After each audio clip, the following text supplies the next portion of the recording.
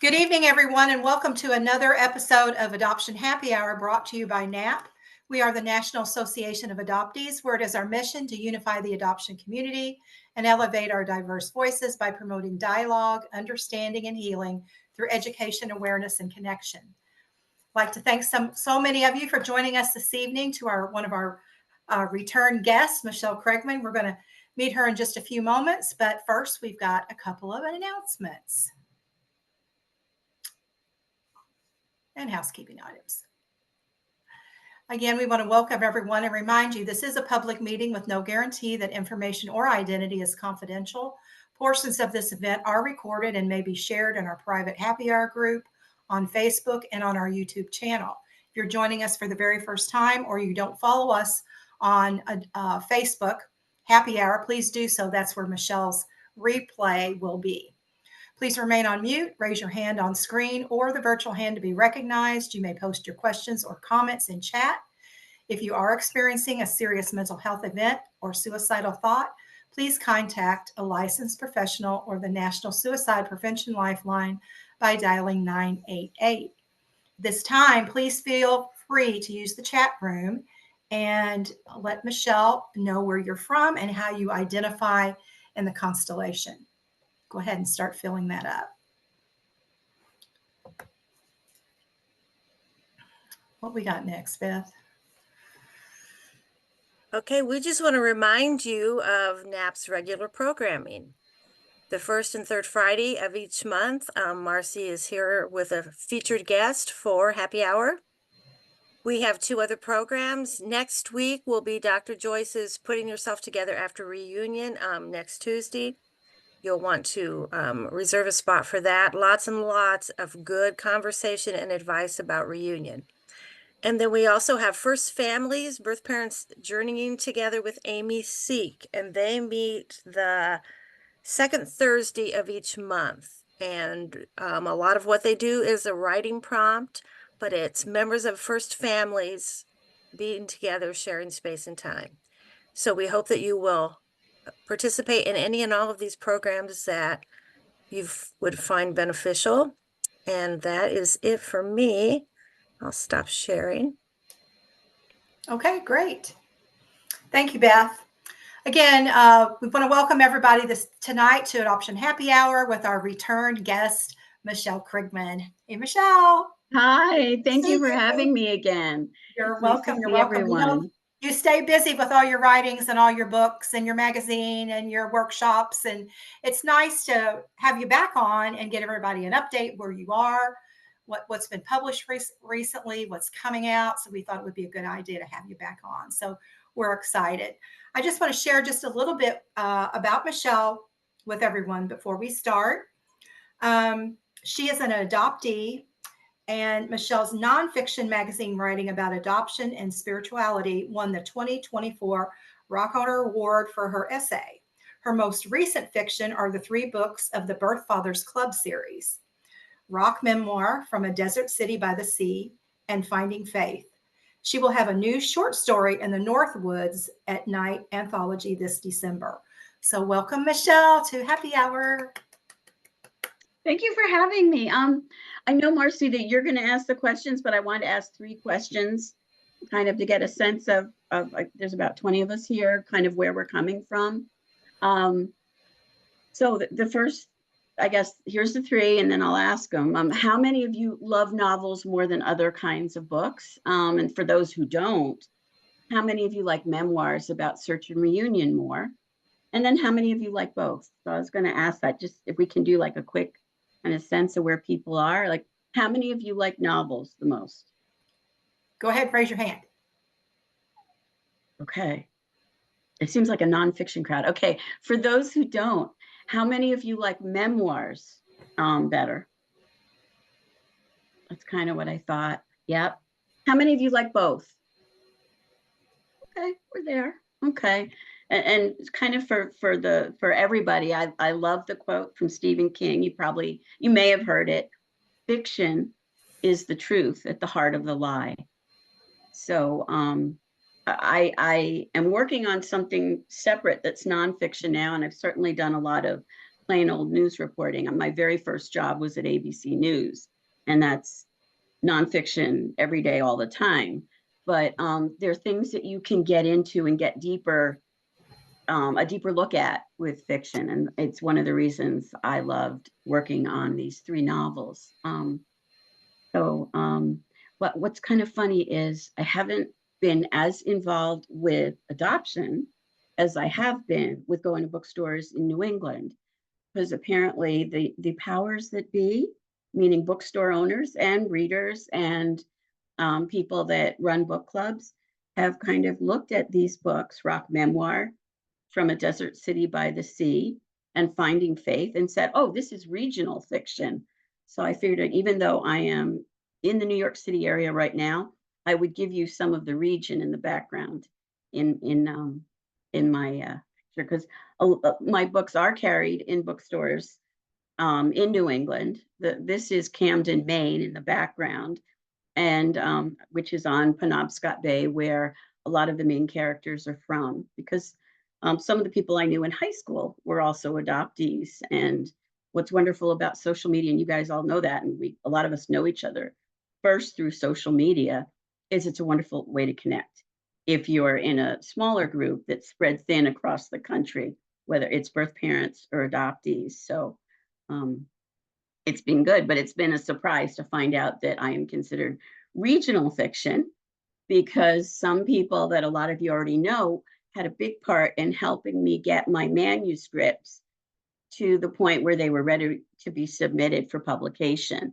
So I just wanted to kind of give my thank yous to people that were my first readers, and gave me feedback. And with some of them, we got online and we were talking about different passages or their different point of view. For example, Tracy Anders has done a lot of search when she was with Adoption Network Cleveland. And we had some interesting things talking about the detective character that does the searches for birth parents and for adoptees, and what the ethical issues were.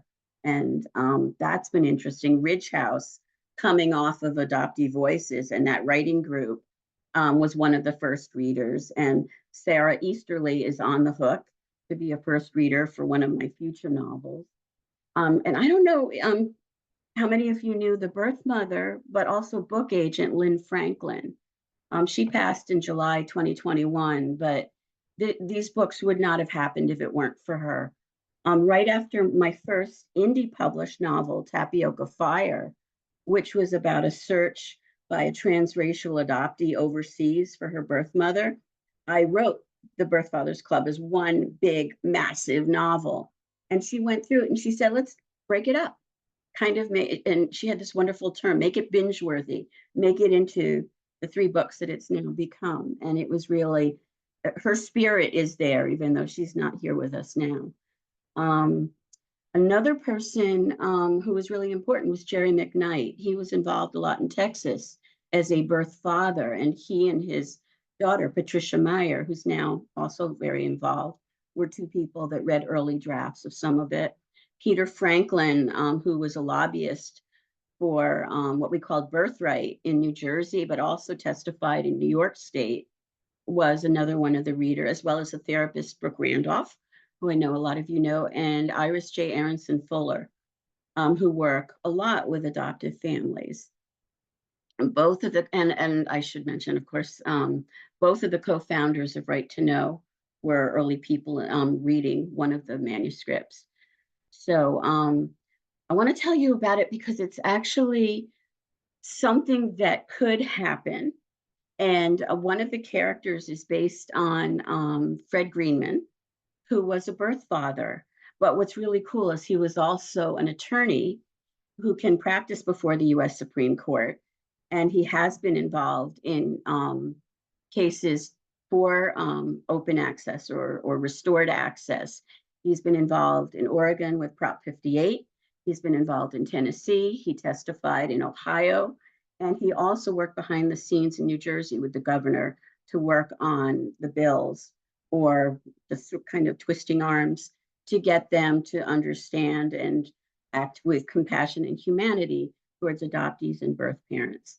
And so with his blessing, I started the series. And also with his wife's blessing, who met at an adoption conference, Barbara Raymond, who, as you know, is the author of the Baby Thief.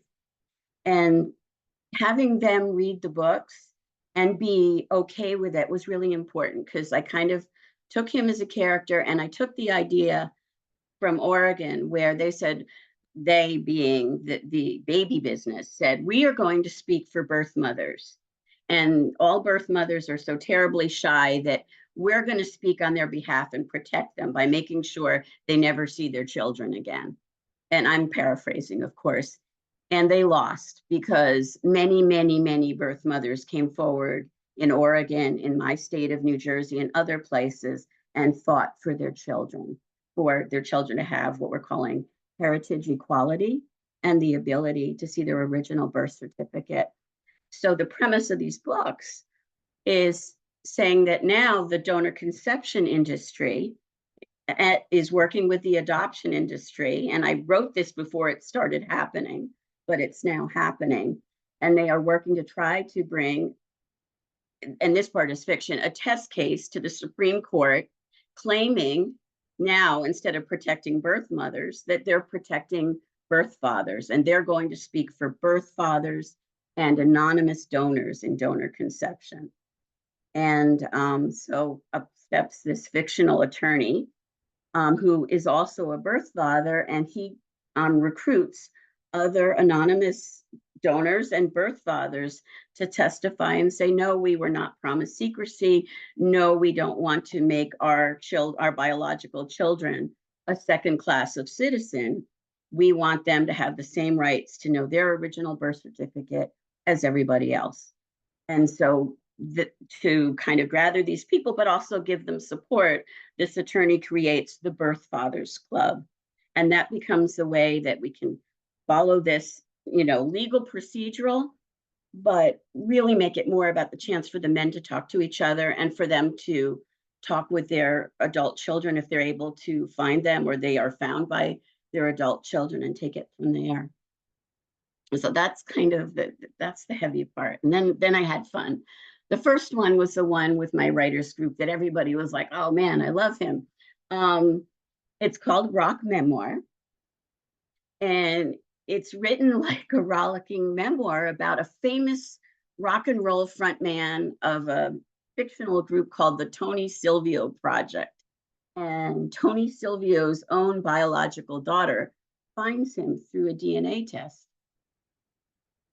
And I have fun saying, because it's for music lovers.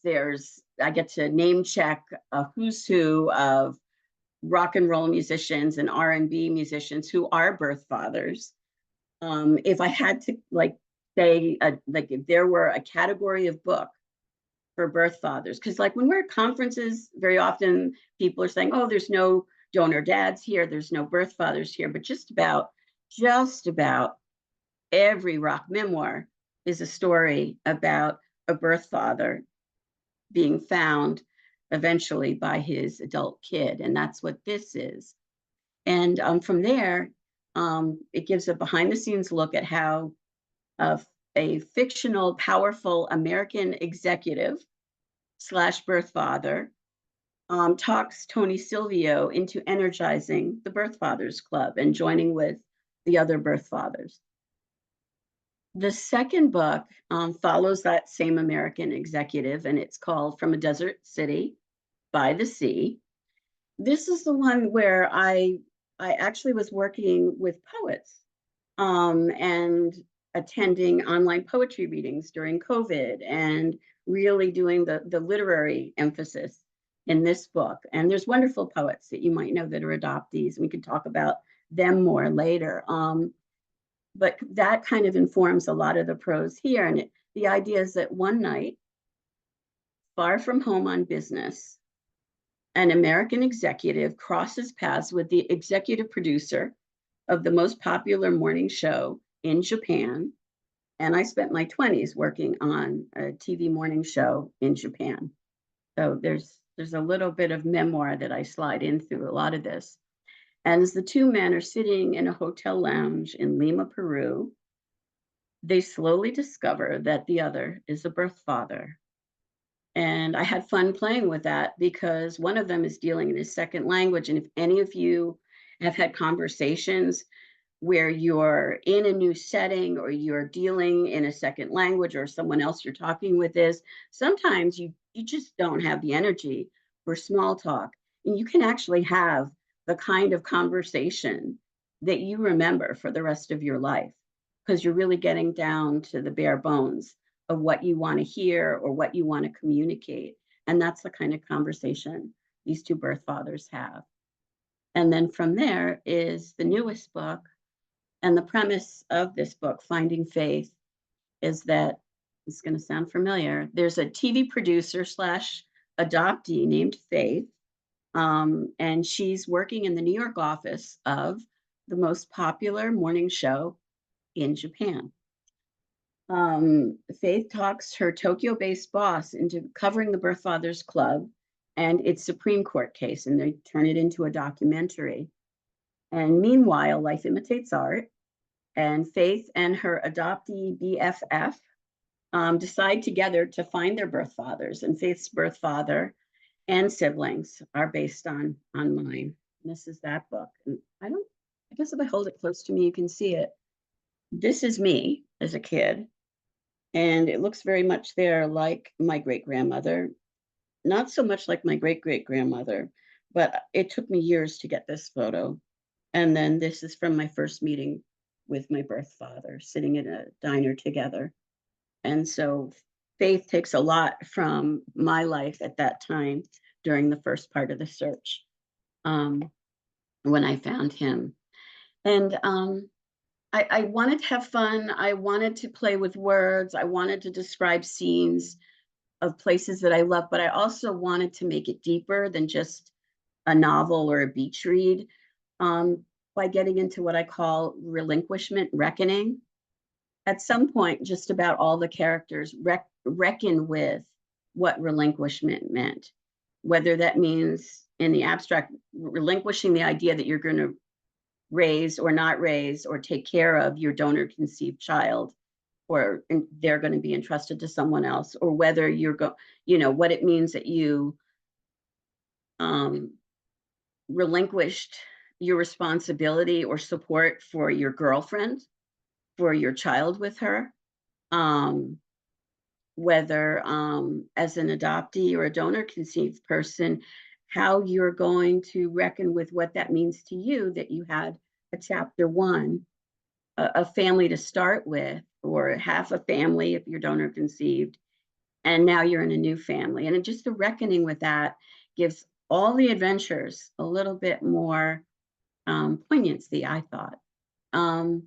And then the wonderful thing, in a terrible way, is that all of our stories are very easy to tell. I was on The Moth, which is a storytelling radio show, and one of the producers was listening to all of us. It was all adoptees there at this one production session. And he said, I have never met a group of people that all know their story. And something, kind of a light bulb went off. It's like when you're at one of the conferences or at a meetup or something like this, and you turn to a birth mother or a birth father turns to an adoptee and you say, what's your story? We know exactly what we're asking, and we all can tell it. And it may change over time, and our emotions may evolve over time. But unlike most people that go on The Moth, we share this, what writers call a narrative arc. You've lost something or someone, so there's a search. And during the search, there may or may not, or there may not be a search, but there may be a reckoning in place of that search or along with that search. And then with the reckoning, that may be the point of the story, or you may even be lucky and have a reunion, and that adds yet another level to the story. But that's kind of the story that all of us in one way or another in this constellation share. So these were very easy to write in some ways, but because I wanted them to be just good quality reads, and I'd been writing shorter pieces for magazines over the years throughout, but I wanted these to be something that would stand on their own. And for good or for bad, the fact that these are seen as regional fiction, not specifically about adoption, is maybe kind of the vote that, yeah, they work on their own just as novels and not necessarily just for the adoption audience. What it's meant is I was talking to my husband earlier. I'm going back in December to Maine for a lit festival there where I've been invited. And so in 2 years, I've made 9 trips for, and these are 10-hour drives between the New York area and Maine to support the bookstores and the book clubs that are reading these novels. And I hope that if there are quiet, secret birth parents in the book club or in the bookstore, or adoptees or donors or donor conceived people, that maybe they get to see their story, or this is a jumping off point for them to think more deeply about their story, because these books are just there as so-called regional fiction. So that's kind of what this adventure has been to me, for me.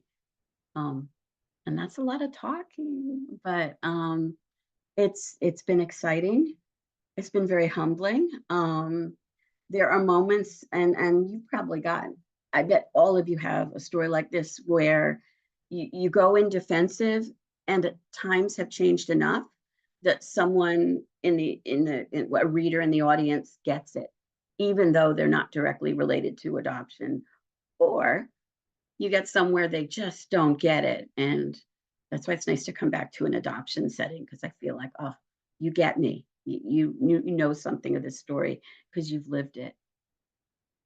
So, what I'll do is I'll show the books real quick. This is kind of real Hamish of me, but I'll do it so you can see them. This one you saw, it's Finding Faith. Each of the books can be read alone, but this is the third one that came out. When the book agent and birth mom, Lynn Franklin, read them, they were all just one book. This is From a Desert City by the Sea, very much informed by conversations with adoptee poets, and there's more and more of us. And this was the fun one, Rock Memoir. Let's see this, which was the first one, and this is the one with the Tony Silvio project. And it was challenging to make them so they could stand alone, but it was also challenging to make it so that they would also knit together for that whole legal procedural piece of it.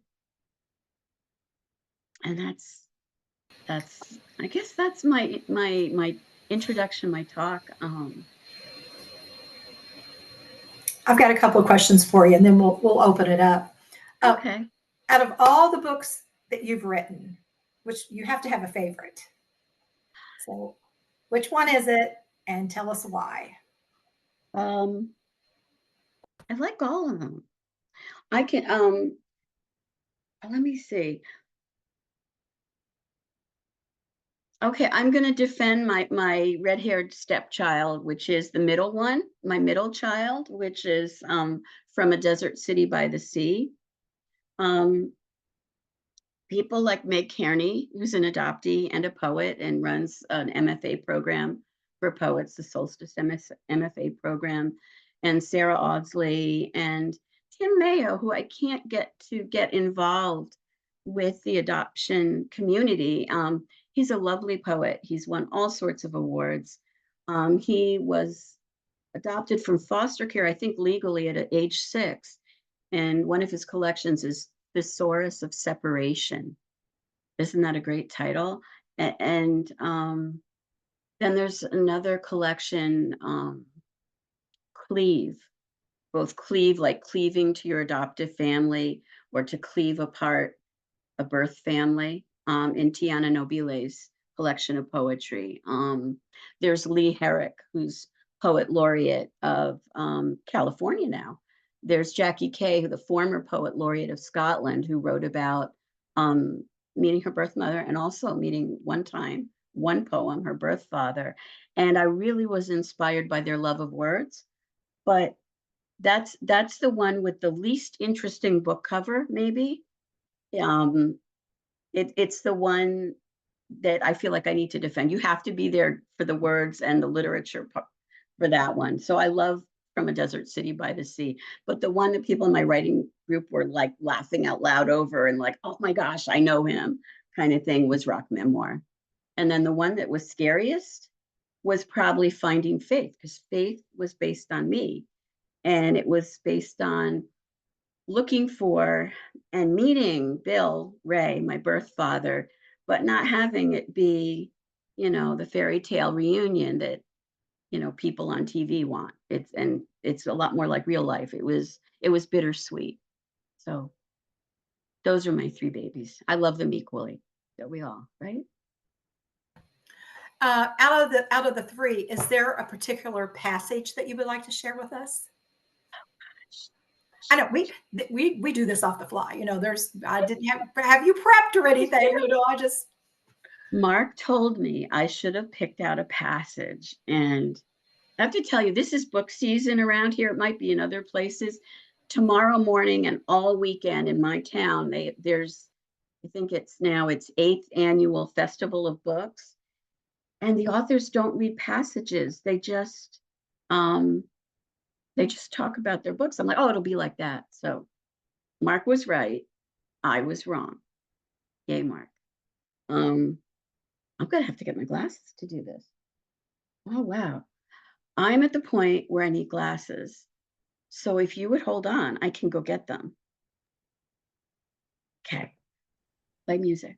I will just mention to everyone that I dropped in the chat the link and a description from Tapioca Fire, the first novel, I believe, that she published. It is not part of these three.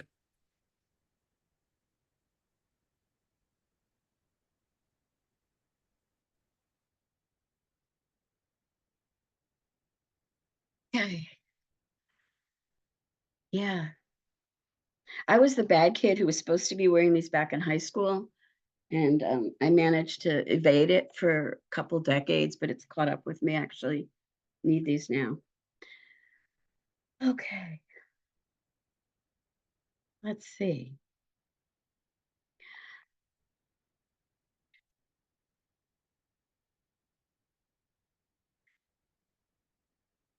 I don't want to give up.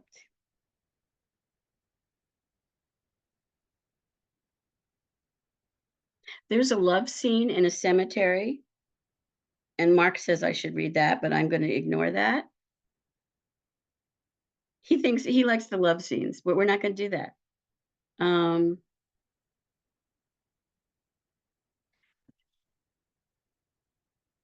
Part of the challenge of picking a passage is making sure that it's not too long, but can still tell something. So I'm going to pick a chapter called Sister Golden Hair, set 1975, from a Desert City by the Sea.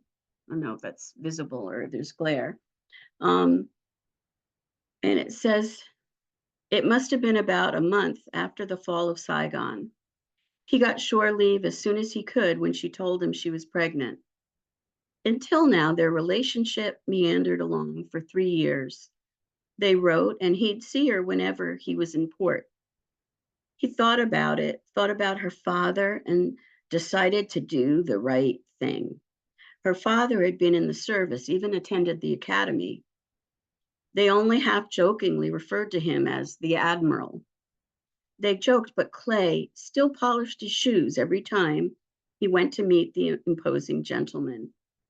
Clay's future would include the Admiral and his circle with their after-dinner drinks in the wood-paneled study, the refinement that was second nature for her family. It was a world that he was not born to, but to which he knew he could belong. Clay proposed in late May or early June. One day near the end of June, she asked him to walk with her to a fishing hole downstream from her parents' estate.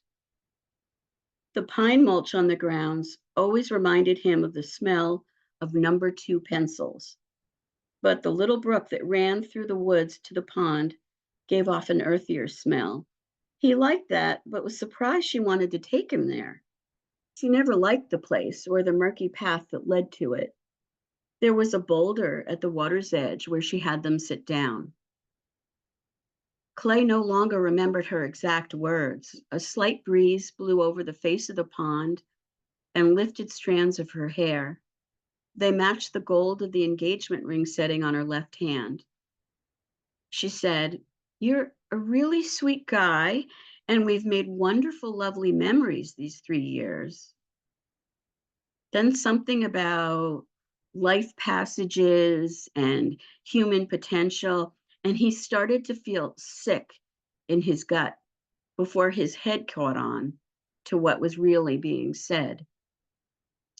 By the time it did, the ring was in his palm, and she was folding his fingers over it with her small hands. There was something so beautiful but alien about women. He thought that of her often and still thought it all these years later. Then they sat there together. He thought he should say something. She had so adored him, especially in the beginning. She didn't flirt as much anymore, but she had given him her virginity in Venezuela. That wasn't nothing. She flew all the way down to see him, and he had gotten shore leave with her. She was a good girl, and they'd waited years before having sex. He'd been patient, understanding, not wanting to push her. But one warm night in Caracas, she turned and looked up at him with warmth and a hint of fun in her brown eyes. He remembered the streetlight shining down on her pretty face as she told him, "I think I'm ready." Later, when she told him she was carrying their child, he felt how truly miraculous it was. They were going to become parents to a new life together. His heart felt so open at the thought of supporting her, buying a starter home, making her his wife. And I'm going to interrupt myself here because this character is based on a birth father who lives in my area. He's been involved locally with adoption. And, this is years ago. His biological child, it could be my age. He is still searching. He's done all the DNA testing possible so he can be found. And one thing that's not in this passage that he just shared with me a few months ago was he had bought a house for them when they were engaged. I didn't know this. And, just out of the blue, he decided to go drive past that house. And he still had all those feelings of when she broke the engagement. And I didn't know this. He had to put the house that he just bought back on the market and just kind of like packing up that whole vision of life and having the child together as she made the decision to relinquish her child. But now back to 1975, he loved the feeling of holding her in his arms, being the strong one for her. In fact, having her to care for made him strong. She held everything that was gentle, delicate, and soft, everything he told himself that he was not. He hadn't foreseen how all that was promised would be broken by a splinter of ice that lodged deep within her. Sitting with her at the edge of the pond, he heard himself utter the words, "Are you sure?" She nodded, but didn't answer. And she was right. It wasn't a pretty pond. His ankles would carry black fly bites for a few days as a reminder of this ending. His thoughts skittered like pond walkers on the surface of that damned mud hole. He needed more time. Maybe it was because he enlisted instead of graduating from Annapolis like her father. If they'd managed to get along 3 years already, why break up now, damn it? Finally, he mustered more confidence than he felt because he wanted to avert at least one more tragedy. "It's too late for an abortionist, isn't it?" "Yes," she said. He felt a flutter of hope ignite in his heart before she added, "I'm placing it for adoption and then going to California for a while." He felt that hope snuff out. Finally, she said, rather, Clay, this is for the best. You'll see. You'll thank me someday. She only gave him another minute or two before she added gently, I'm sorry, but it's time to go back. He followed her mutely back up the path to her parents, and then walked around the side to his car in the circular driveway. For years afterward, whenever he held a number 2 pencil, it reminded him of the smell of their pine mulch landscaping. He remembered the sound of slamming his car door, actually his father's. He hadn't bought his own car yet. And then nothing, silence. He waited in case she flung open the front door and ran down the marble steps to crunch across the driveway stones and lean in his window, saying it was all a mistake. They would marry, they would raise their baby. He must have waited a full 5 minutes before he had the strength to engage the gear shift and slowly drive down the driveway for the last time.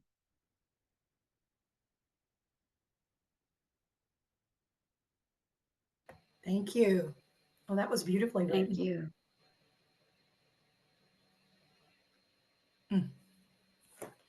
Okay.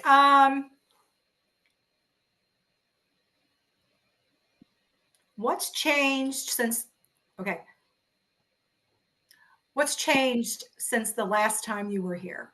What's one of the most biggest changes that's taken place since you were our guest the last time? And then I'm going to turn it over Oh to the gosh. audience to ask questions. So you guys be thinking of a question for Michele. Oh gosh. The biggest change is meeting my paternal cousins and being in touch with their 2 fathers, my birth father's 2 brothers. I mean, that's been huge. And I kick myself that I wasn't more aggressive in, doing DNA tests and looking for them.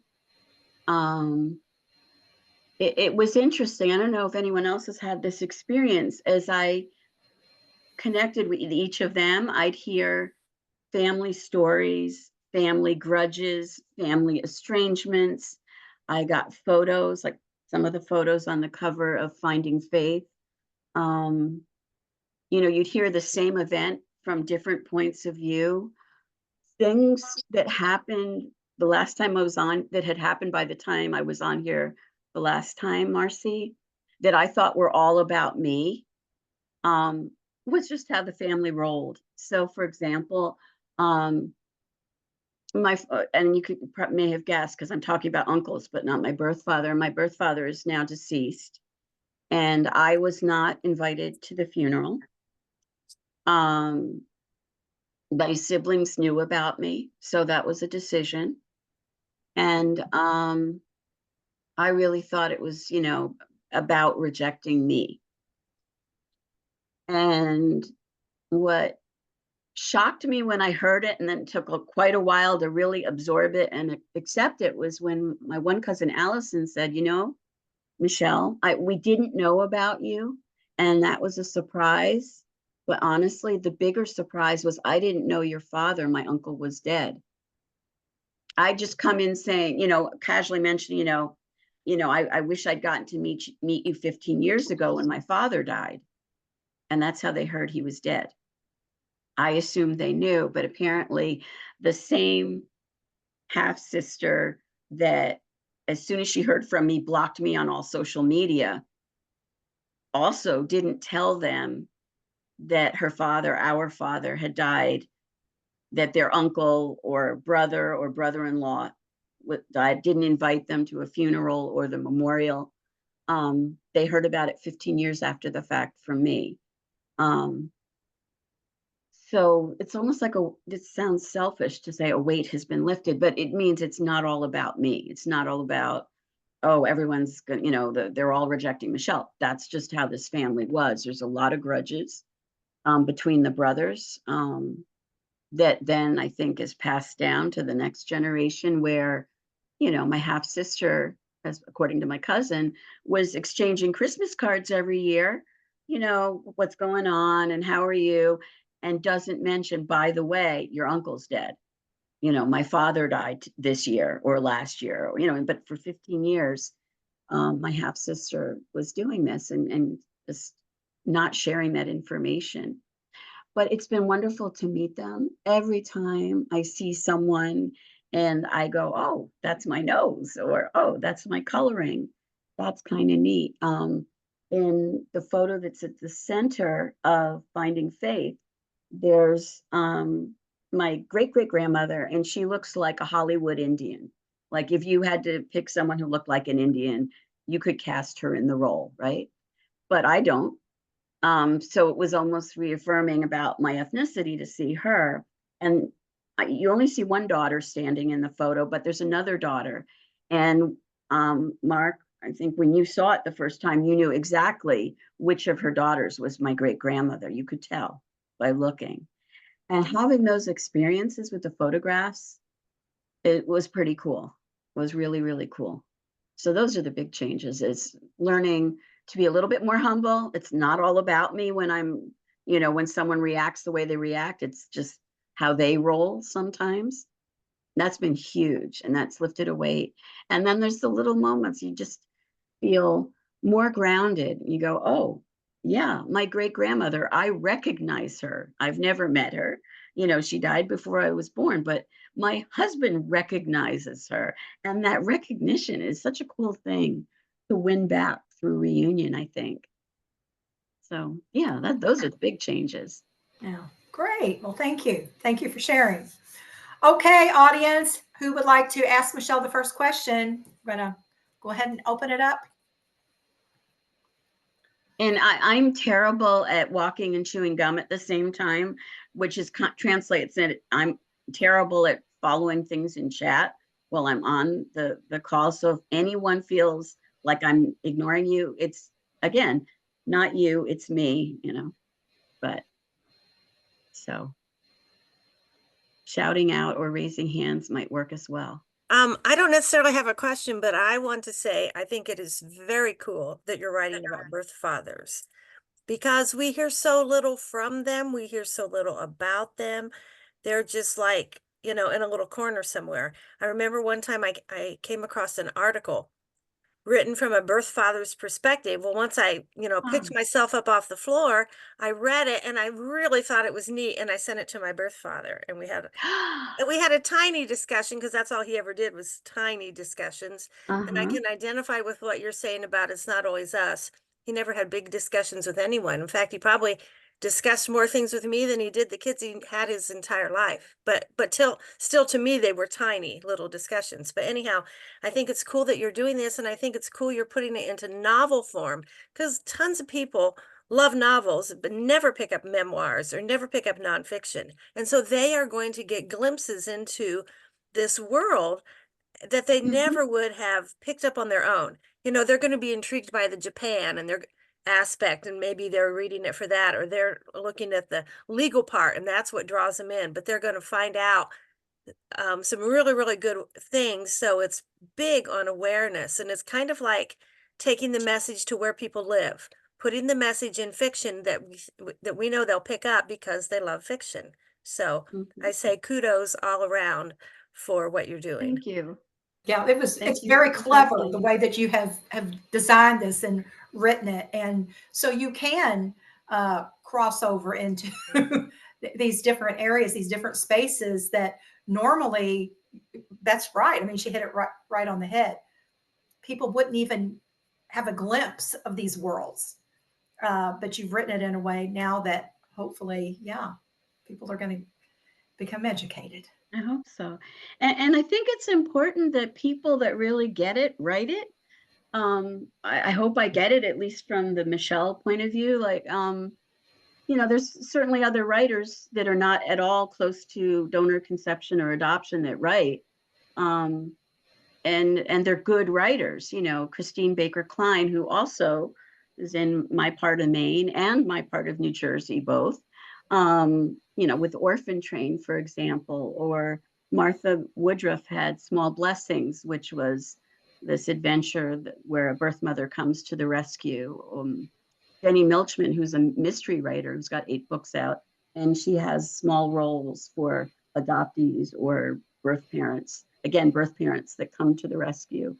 And they're great writers, and I really admire them, but there's just that one more level when I'm reading either a memoir or an article or something by someone who's really lived it, you know, Great. or Thank a you. poet. I should say a poem by someone who's lived it too.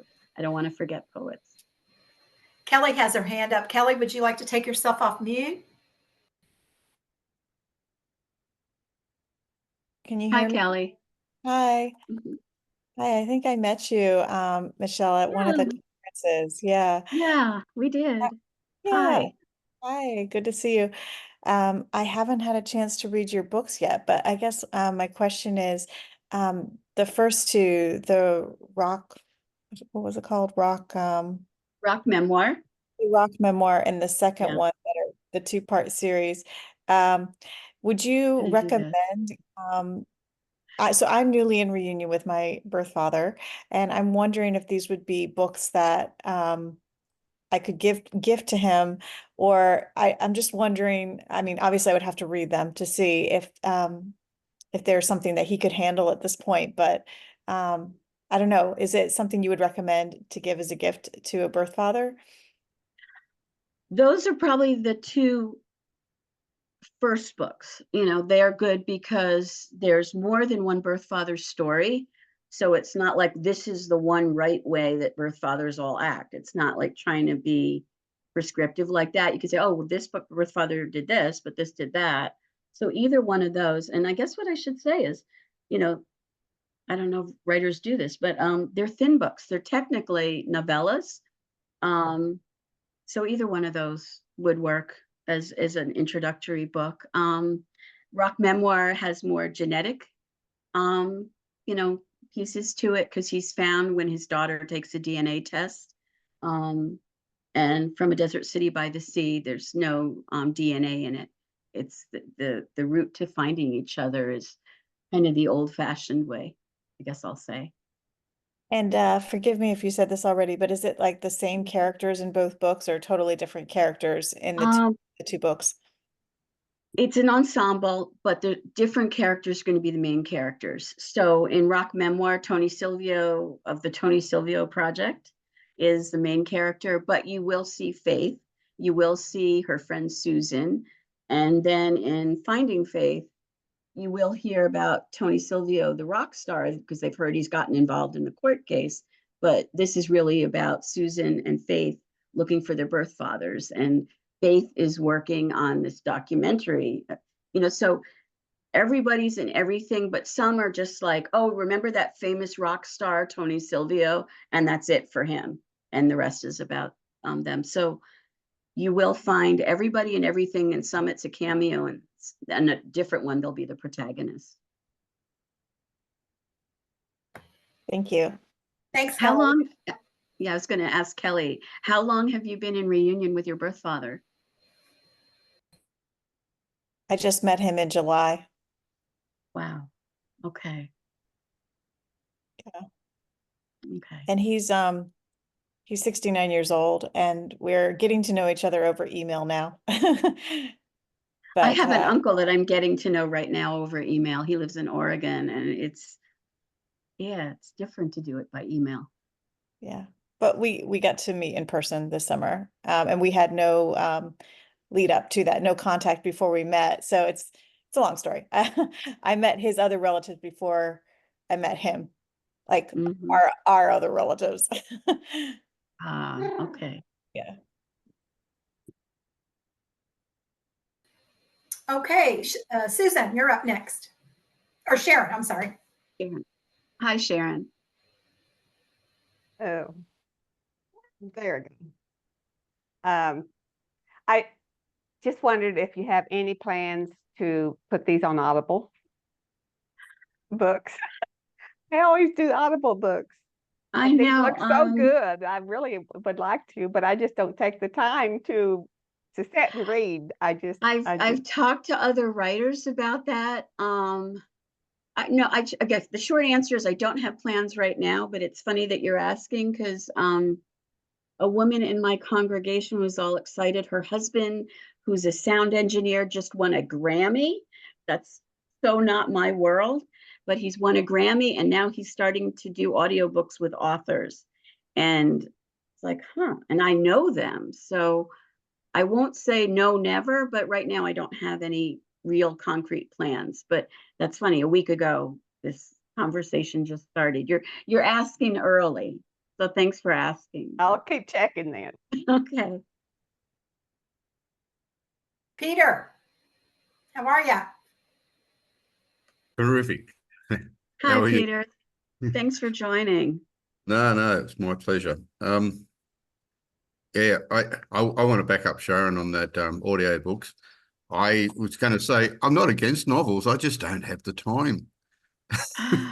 But I drive a lot and I listen a lot, and audiobooks are perfect. I actually listened to Debbie Harry's book Face It on audio, and I would never have read that had I had to read it. But Okay, yeah. there's like a consensus building here. Susan Yeah. Ito has I like to said you start should really consensus. do an audiobook. Emma Stevens has said you should really do an audiobook. Shannon Gibney has said you should really do an audiobook. And now with you two, that's at least 5. But 2024 going on 2025. The world's changing.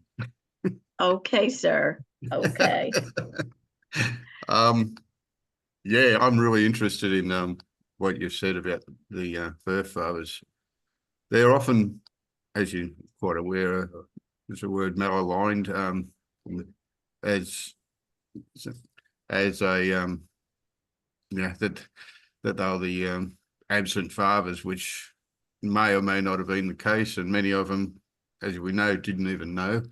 I did put something in the chat there about a adoptee that I know over here who initially believed that her father was a serviceman, and she found herself speaking to returned servicemen and or veterans, as you call them, and realised just how many of them had lost children to adoption whilst they were over serving in overseas, mainly Vietnam, and yeah, their voices are not heard. So I'm really interested in that from their perspective that we've had over here. We've had apologies and things, and mainly to the mothers, and but the fathers have been maybe mentioned, but not really, involved. It's interesting that you bring that up, because Peter Franklin, who's a neighbor and an adoptee and a reservist who's also served, started a group, and I'm going to mangle the acronym. It's AWOL, AWOL, but it stands for something for adoptees who are in the service. And he's worked with the birth father that I based the character I just was reading to you about. The character's name is Clay, but in real life, they've worked to help adoptees in the military and birth fathers in the military to do searches. So, and that's part of the reason I asked Peter to read this, because Clay is very much a man of the Navy. And I thought that he would bring that sort of military search experience, and the idea that you've got a child somewhere over there and you really do give a damn. And not every birth father maybe did, or they may not have when they were young. And now that they're less stupid and more humane, they do. And so Peter and the man I based Clay on have kind of seen a whole range of reactions and maturity. And yeah, it's been very interesting to hear their stories. I have to kind of say, where I live, until it sort of feels like over the years, it's been an epicenter of search and reunion. At different times, people in the area were serving on boards. There used to, for about 41 years, our state university, Rutgers, held an adoption conference, and a lot of the volunteers and organizers came from around here. In any given year, there were 2 to 3 adoptee or triad groups in my town. So it's been a chance to hear a lot of stories, and probably because of that, just because of the critical mass, I've been able to hear from birth fathers. But because you're right, they are not well represented usually in our groups. So and I'll share this, Mark said I should, we have an informal group that meets, we've been meeting for 3 years. We meet 4 times a year, and it's people in the donor conception and adoption constellation. And we even have anonymous donors, egg donors and male gamete donors, who didn't think anything of it when they were in med school and they were asked to donate. And now they do. And they're like, I literally have a child out there. And, you know, and they're coming to these suppers where we're planning projects or we're catching up with each other. But even people who were donors that didn't even care or think about what they were doing 20 years ago or 30 years ago are thinking about it now and talking to this birth father or birth mother that comes to the supper. So, yeah. Yeah, I was going to say what you're saying, that's obviously true, but I see that also of, you know, an 18 or 20-year-old mindset is completely different 40 years later. Yeah. Yeah, that happens. One of our favorite restaurants to meet at is where the 12 biological children of this one guy who just donated for $35 when he was a med student and didn't really think at all about any ethical issues whatsoever, good, bad, indifferent. And they had him in a private room at this restaurant upstairs, and they made a horseshoe shape, and they all peppered him with questions because they had no information, medical, family, ethnic, nothing. And they just, all 12 of them, and he's a good sport and everyone was nice, but you know, he said it was quite an experience because with each question, he realized how much he hadn't thought and how much he hadn't felt until he met these 12 adults that had all these questions. So kind of in honor of that, half of our dinners, we meet at this particular restaurant.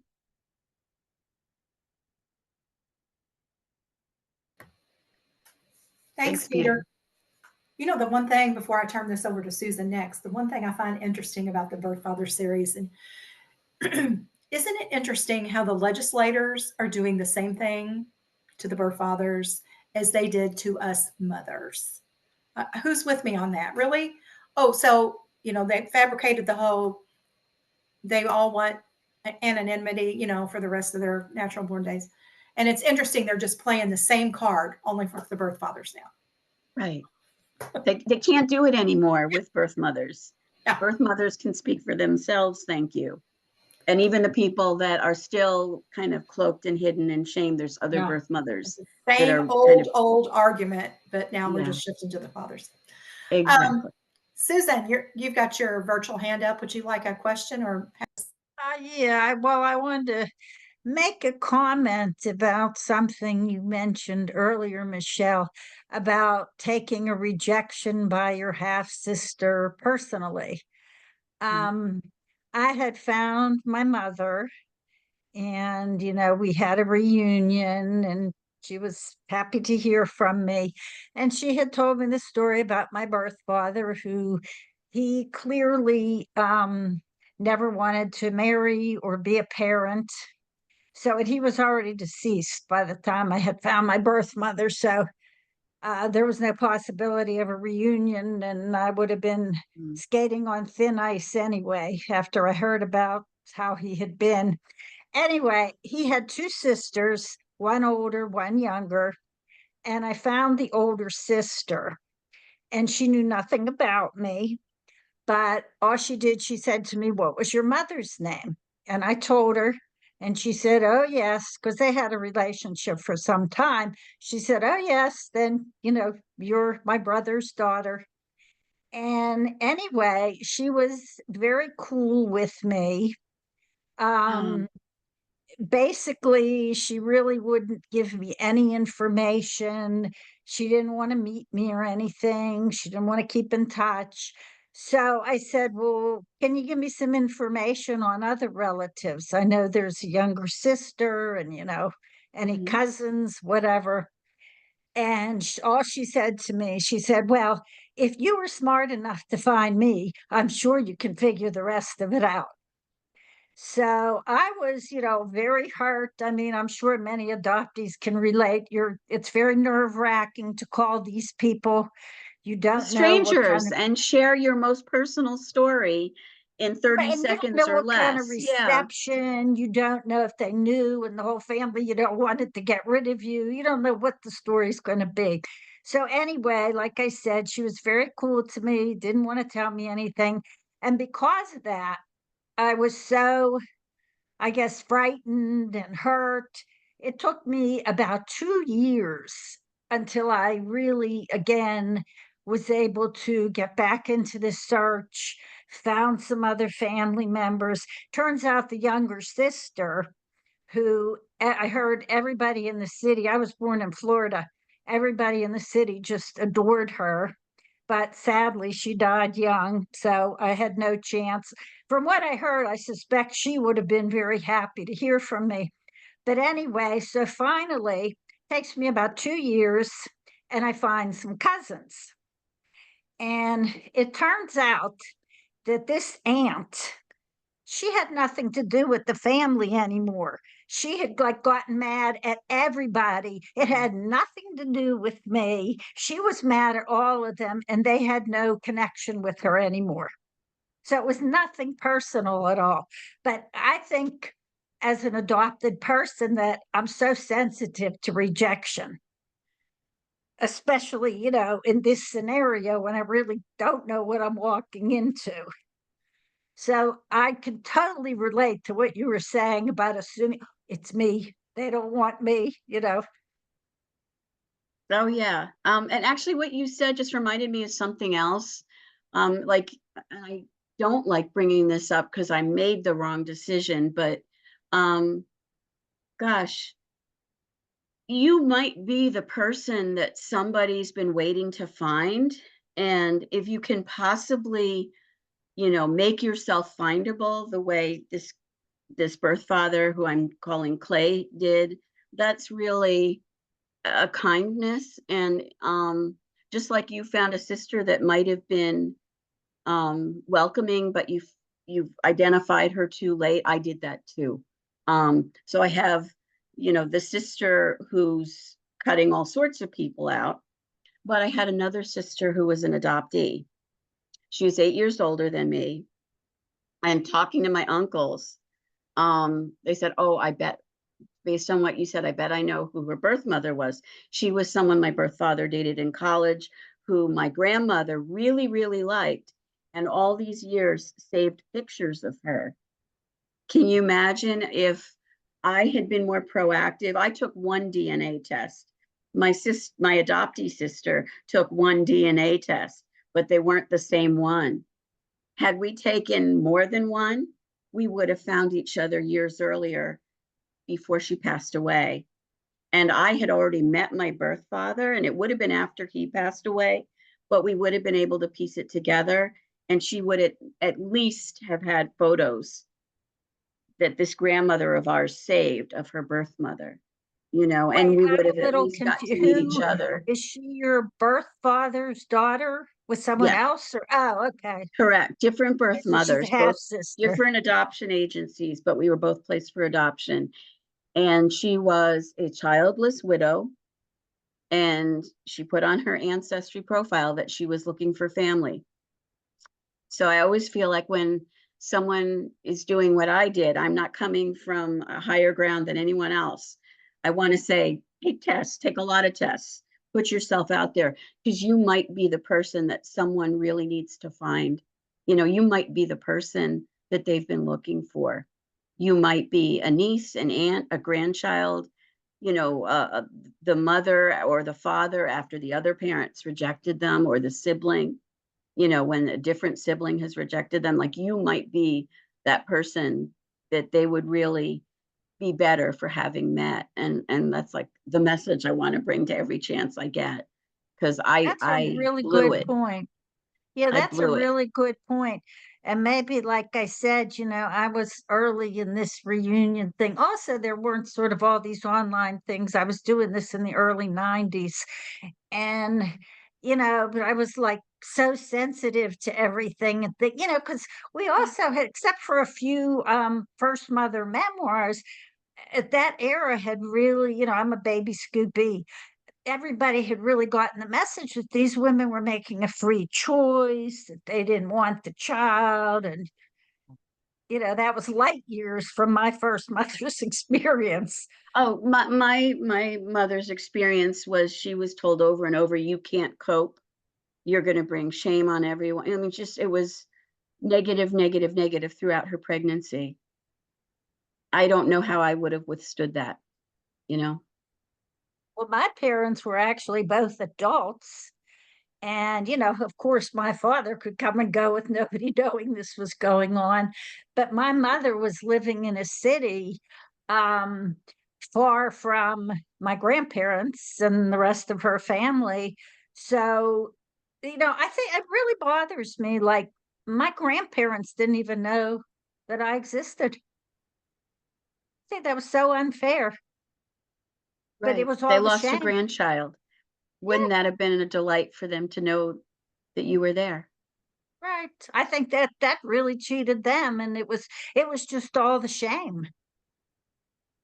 Because this cousin I found, he said, I guess that probably would have been, I'm trying to think, probably not. He was a lot, he's like more than a decade older than me. So I probably would have hadn't been given away that long ago. And like the whole family had this family reunion on my father's side, I mean, you know, and they didn't have a clue what was going on, that he, you know, fathered a child and had a baby. Yeah. Yeah. Thank you, Susan. Thank you.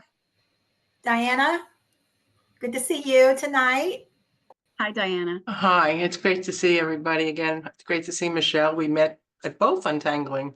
Yeah. So you've answered a lot of the questions because I've been paying attention.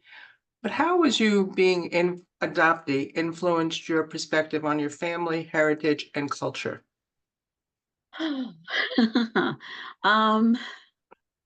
Wow. That's an amazingly good question. I feel like I kind of didn't support these books as much as I could for a lot of time after they came out, because finding out the culture I lost and my ethnicity at the time that I learned it really became a big part of where I could be used, where I realized I could be useful. And to back up, and some of you I know have attended other things where I wasn't really talking about the books. I was talking about a law called the Indian Child Welfare Act of 1978. Mm-hmm. And I got involved both in New Jersey and in Maine with work trying to begin to draft a state level Indian Child Welfare Act. In the event that the federal one were overturned. And the Indian Child Welfare Act is like everything you want for potential adoptees and birth families. And some of its best ideas have been put into Hague conventions and international law. And it's called the gold standard in child welfare. It's before you place a child for adoption, you support the family. Before you take a child and put them for adoption, you make sure that the other parent can't or won't raise them. You then look in extended family. You then try and keep them in their extended family if there's people looking. And that's the best practice. And this is in 1978 that they started doing it. And when I've talked one-on-one with adoptees have often said, well, I'm Italian and I wasn't raised Italian. It's the same thing. And the reason I got politically active around this law is not just the personal that it affected me. It's because what was happening for Native Americans in an era where they tried somewhat to match adoptees with their prospective adoptive families' background, religion, or ethnicity, they specifically did the opposite for Native Americans. And the rate of adoption for Native Americans was exponentially higher than any other group. So for example, at its peak, one in every, I think, 100 Koreans was placed for adoption. That was an enormous percentage when you think of numbers. 1.3% of Guatemalans in 2008, the peak year, Guatemalan babies, were placed for adoption. And there was a lot of black market activity around that and horrible coercion, and then it was stopped. But those numbers are bad. But for Native Americans, it was between 1 in 4, not 1 in 100, and 1 in 3 children on a reservation that was taken and put in foster care or for adoption. And the month that I was born, the Bureau of Indian Affairs and the Child Welfare League issued a report. And again, they restated their goal, which was to place Native American babies with Caucasian families. That was the term then. And when I went to get my non-identifying information, I was told by the social worker at my agency, which was one of the 3 main agencies that the Bureau of Indian Affairs used, that our policies changed because of the Indian Child Welfare Act of 1978. And she explained all the ways that it had changed. So I've been involved in New Jersey on the Lieutenant Governor's Commission for American Indian Affairs and working with 2 of the 3 Lenape tribes on trying to kind of come up with the infrastructure to handle cases of child welfare within the tribal government, but then also to draft a bill for the state government because, and then also there's another group, which is actually good for more birth parents and adoptees to know about, called the ULC, the Uniform Law Commission. And what they do is they try and draft model bills or model laws that can then for state level legislation. And almost everything with adoption and child welfare and donor conception happens at a state level. And one of their family law committees brought me in to work on the Indian Child Welfare Act model bill to be used by states. So I've gotten all caught up in this new area and haven't been doing as much supporting the bookstores and the book clubs that had been supporting my books. But I also felt that was really important. And then last piece of it is because this round, the Supreme Court supported the Indian Child Welfare Act, but they didn't rule on the main issue, which I can get into if someone's into the legal stuff, that still needs to be decided. So the attorney that drafted it said, he predicts, and then I've spoken to other people that said the same thing, between 3 to 5 years, they're going to bring another test case to the Supreme Court to try and strike down the Indian Child Welfare Act. And by striking it down, you're basically erasing from the face of the earth, you know, a lot of tribes. In the years before 1978, you can look at like linguistic tables and languages just died. If a third of the children are taken away and taken away and taken away, there's no next generation to learn the language. And that's where it's different from other adoptees. Like, we don't have to worry that French and Italian and Chinese and Spanish are going to go away, but you do have to worry about it for Indigenous people. That was my soapbox, but that's definitely. Thank you so much. Direction. Thanks. Peter, did you have another comment before we close? Yeah, just on that, from a Australian Aboriginal perspective. Thank you. Virtually no Australian Aboriginal children are adopted in Australia. Really? Really, yeah. It's What most happens states instead? won't do it.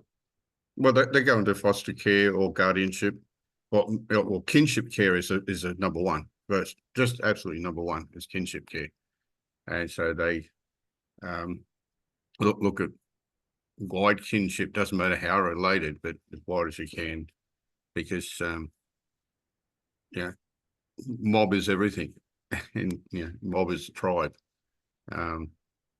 Yeah, and I've spoken to some others about The Hague and the United Nations Convention on Rights of the Child, and The Hague seems to be And on international adoption as well. Yeah.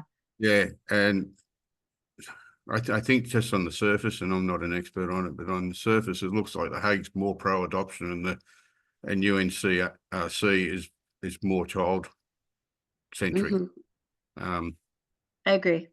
But just inform you that Aboriginal children are sort of accepted that not to be adopted. That's interesting. There's an activist from the Ojibwa in the United States, and he's done a lot to single-handedly revive the spoken Ojibwa language. But he went to Princeton with my bio brother, and they were kind of like the handful of Native identified students when they were there. And he said that even with the Indian Child Welfare Act, something crazy like 40% of reservation kids are somehow in the child welfare system. So, but at least it's the kind of thing where they're not cut off from everybody, you know, in their extended family. And that's still lower than what it was before 1978. Yeah, we still have a high percentage in the child welfare system. But okay. They're just not, they don't go to the next step of adoption. There's a lot more. Adopt many children. We're down to something 48 children a year. Oh wow. Okay. That is children who say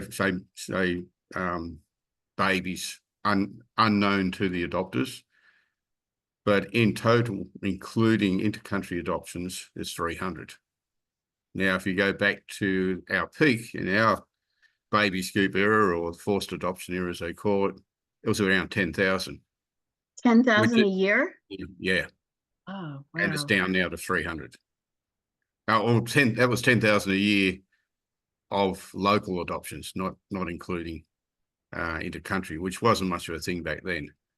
But well, it wasn't intercountry in the United States, but it might as well have been. Like Hillary Tompkins, who was her first Native American head of the Bureau or solicitor for the Bureau of Indian Affairs, was raised not far from where I live now in New Jersey, which is outside New York City. But she actually was taken from the Navajo reservation, which is as far to the other side of the continent as you can possibly get.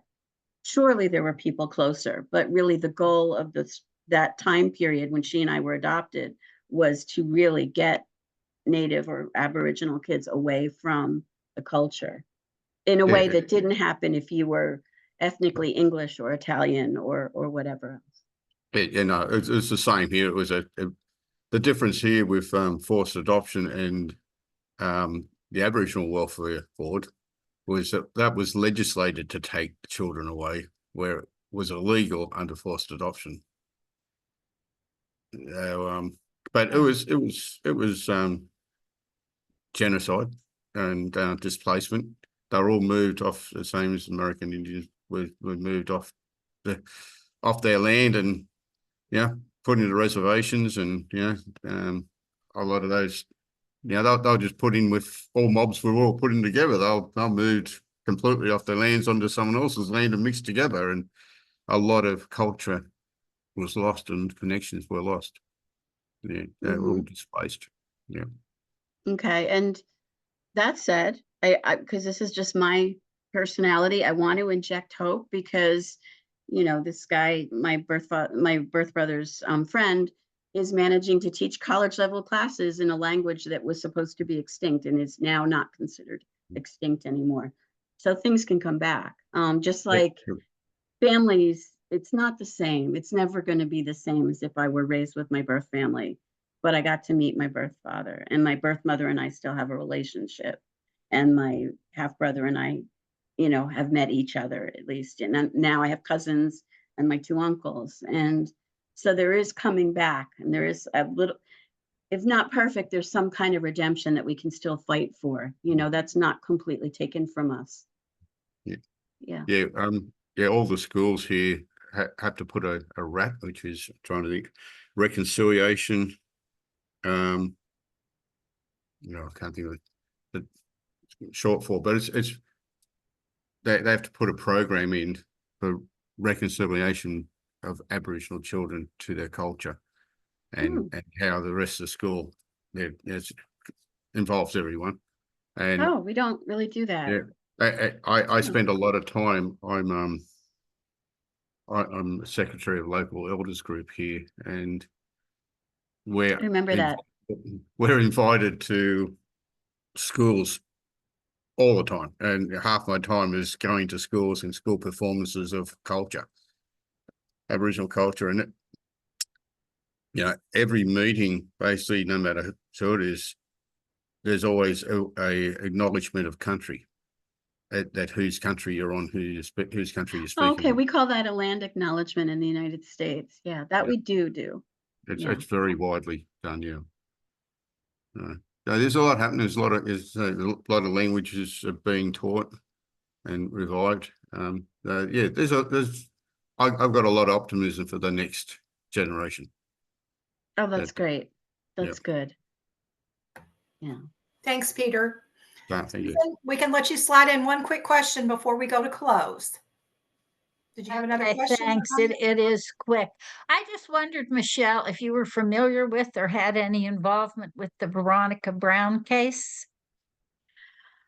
I followed it. I wasn't involved in it, but I certainly followed it.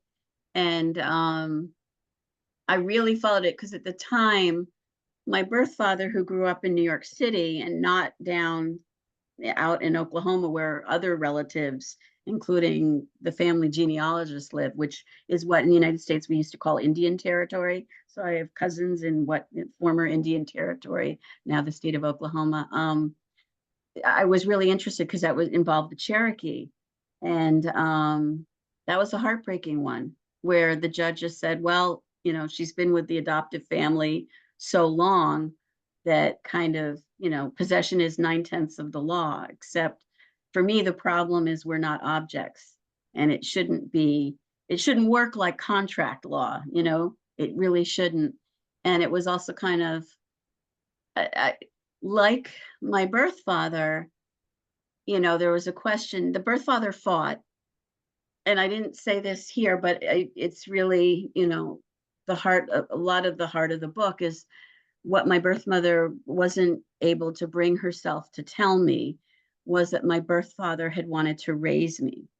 I didn't find that out until I, you know, went and really began to look for him. And he told me, and then she confirmed, yes, that was true.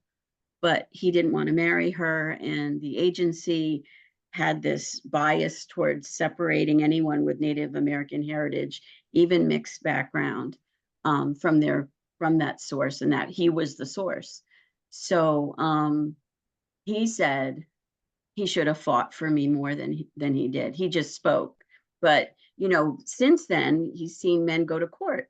Veronica Brown's father and the Cherokee went to court, and then he eventually gave up. And there's always that question of how long do you fight? When do you, after how many years do you give up? And Well, I know that's a tough one. In South Carolina, the Supreme Court of South Carolina did side with Dustin Brown. But yes. then the adoptive parents, they still didn't give up, and they took it to the United States Supreme Court. So that really seems questionable how they were even able to do that. You know, and there's questions about how South Carolina and Utah are just like two of those states where things happen that may have maybe the result of all sorts of factors that have nothing to do with best interest of the child. And so I wasn't involved, but I was invested because Dustin Brown, like my father, the question is, how long do you fight? How hard do you fight? When do you throw in the towel, or do you throw in the towel? And that's a hard one to look back at. Yeah. Great. Thank you. Thank you, Susan. Okay, that's all we have for this evening. We want to thank you, Michele, for coming on again tonight. Marcie, thank you for having me. How many episodes is this? I wanted to find that out, and I'll tell you why. I couldn't even tell you. We're in our 5th year, if that tells you anything. Oh, so you broke the records. I was at a conference and someone was talking about interview shows and podcasts, and something like better than 90% don't last a year. And then most of the ones that survive don't make it to 2 years. And you made it at least to 5. Yeah, we're in our 5th year.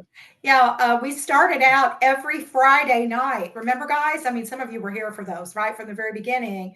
It was every Friday night. We did that for 3 years.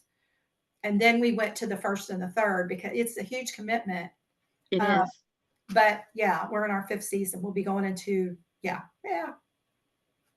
Hey, thank you. Thank you for giving us a chance, place to get together. This is a cool place for everybody, a safe space to get together on a Friday night. It's nothing really formal or fancy, and say what you want and share your story and support others and encourage others. And that's what it's all about. So we want to give you our signature round of applause for joining us today. Everybody get their hands up for Michele. We love you. Thank you. Thank you so much. And thank you so much, Marcie. On your calendars. Again, our next happy hour will be November. It's the 1st, November 1st, Friday, November 1st. You want to mark your calendars for that. We're having Carlos Dillard on, and he was at Untangling Our Roots, and he's a big TikToker. And so you'll want to, he's a lot of fun. So you'll want to mark your calendars for that. So we're excited about that. So November, we're going to have some interesting things going on. So we hope you'll be back with us. So everybody have a safe weekend. Thanks for coming. We'll see you on November 1st. Okay. It's a wrap from NAAP. Okay. Thank you so much. Thanks, Michele.